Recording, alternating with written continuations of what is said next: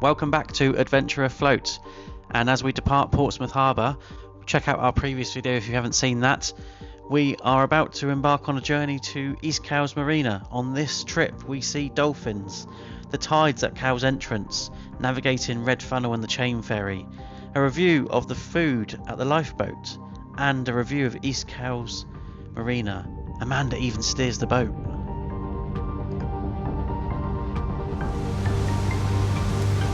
Oh, shark! What?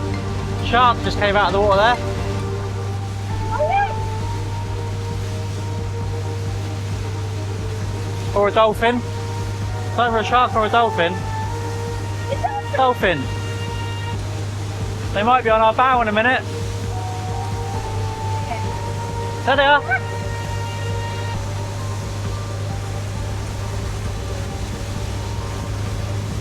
Come and play. I tend to stay away from the motorboats.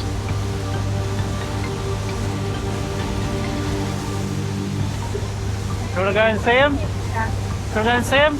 Yeah.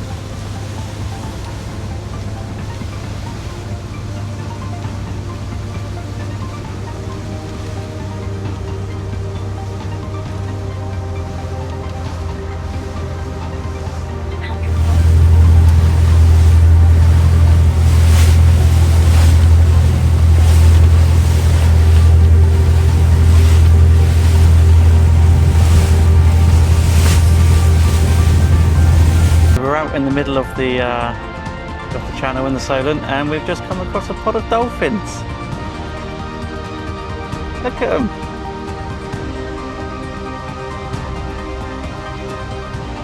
How cool is that?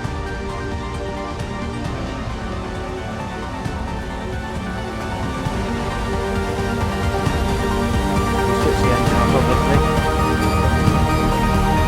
There we go. Oh.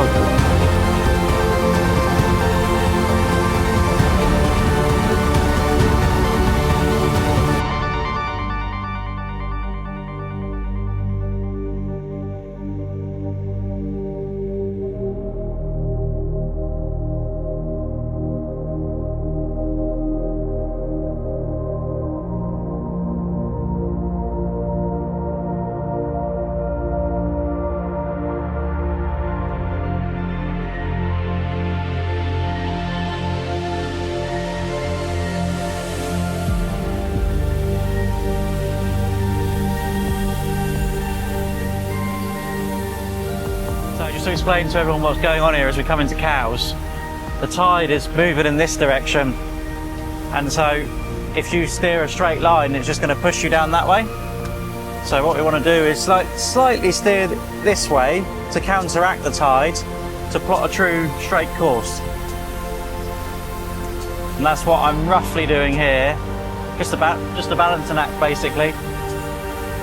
So if you keep your wheel, tiller, whatever it may be, at midships, you'll end up over there. So we're going to just steer slightly up towards the tide to counteract that sideways movement.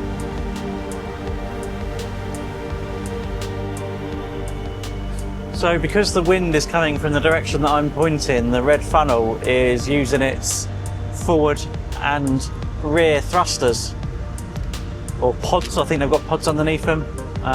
Or something like that, I'm not sure, but you can see that it's creating a load of outwash in this direction, so you just want to be careful again. I think we've covered this on the channel before, that it doesn't push you out and into a potentially dangerous scenario. So we've got this sailboat coming down towards us here.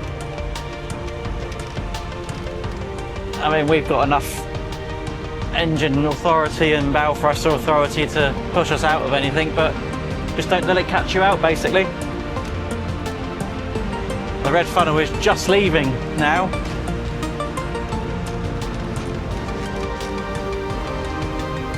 But yeah, again, just something to watch out for.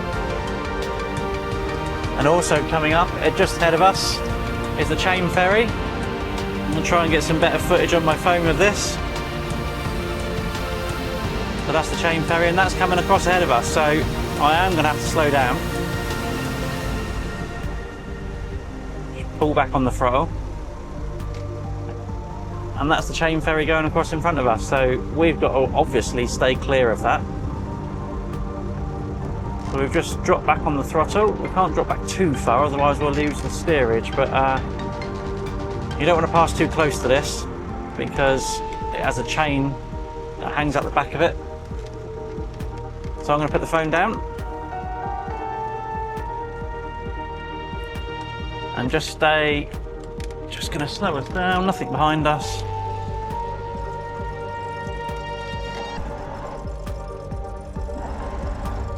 Just using the bow thruster to counteract the prop because it likes to pull in that direction. And we're just holding on to the tide here.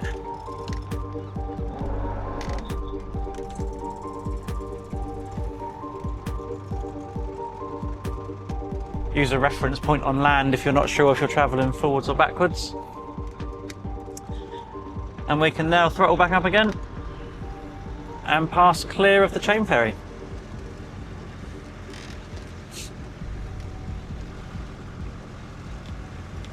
Basically what they don't want is you to get caught up on one of the chains.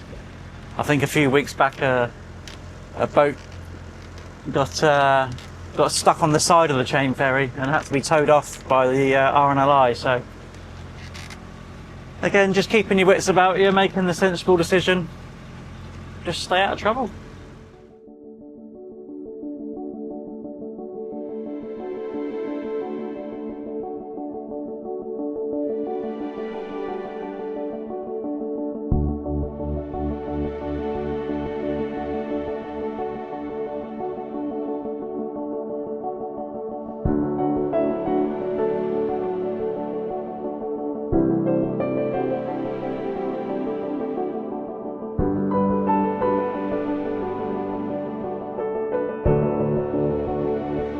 There we go.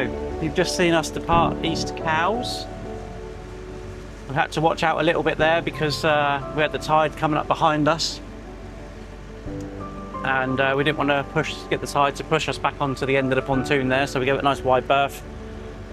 And then don't be afraid to get a little bit of throttle on at that point, just to give you some water underneath the boat, give you a bit of steerage, because you'll have much more control that way. Not too much to create wash obviously, but you don't want to be tickling out of there at 1-2 knots when you've got tide pushing you sideways. You need to give yourself enough control authority, shall we call it, to make the correct move. So we're going to overlay some video here now of where we ate last night and this morning. Didn't record breakfast because just a normal breakfast really, but we ate last night at the Lifeboat. It was nice. It's very well done pub food, I guess, is how you'd describe it. So yeah, in terms of facilities at East Cowes, Amanda, what did you think of facilities from a family perspective? The family/disabled changing facilities isn't probably the best for a baby. It wasn't the cleanest either when we were there, but they do have a shower in the main block, which I could fit the pushchair in, which was better. So I could just put him in the pushchair inside. There's hair dryers, it's fairly clean, it's perfectly amenable. There isn't any play facilities or anything like that if you are travelling with little ones, but everyone is friendly. There's high chairs, there is a full children's menu if you need that. But yeah, it was pleasant. It just could probably be doing with modernisation, and just be careful with the showers because they do get a bit temperamental and blow a bit hot and cold if you do have a little one under there. That would be my only tip for if you go in the showers there. But yeah, it was perfectly serviceable and beanable, and a lovely stay again. Okie dokie, so I'm just going to speed up a little bit here because the chain ferry is just making its way over. We're not... There we go, we're clear of it now. So not a outstanding review then, but perfectly okay, nothing to really complain about. But compared to Premier at Port Solent, just not quite there. Okay. Just like to say, there's nothing wrong with East Cowes. It was a lovely stay, but if you are going to compare the two, then that would be the comparison. So. Yeah. Okay, so we are just leaving Cowes now. Again, making good on the chain ferry and just watching, because the red funnel terminal is just off to our starboard side. And yeah, I think I would concur with Amanda's views on that. Price wise, it was £35.54, I believe, for the boat. So pretty much the same cost as Port Solent. I quite enjoy it. It's not the first time we've been to East Cowes, just to let everyone know. I quite enjoy East Cowes because it's just a nice hour and a half really from our mooring up there. There's a nice restaurant that we can eat in, and it's just good for a little overnight stay, because we extended this trip. We were only going to stay out one night, but the weather's been so good and we were enjoying ourselves that we decided to add on one night. So we're going to go back up now, put the boat back on its berth, give her a wash down, clean it all out, and yeah, that was really been quite a nice couple of days on the boat, really. Anything else to say, Amanda? No. Well then, that concludes our little jaunt around the Solent on this trip. Thank you so much for watching. I'm hoping that's not been in the way the whole time. Please subscribe, and until the next time, see you on the water.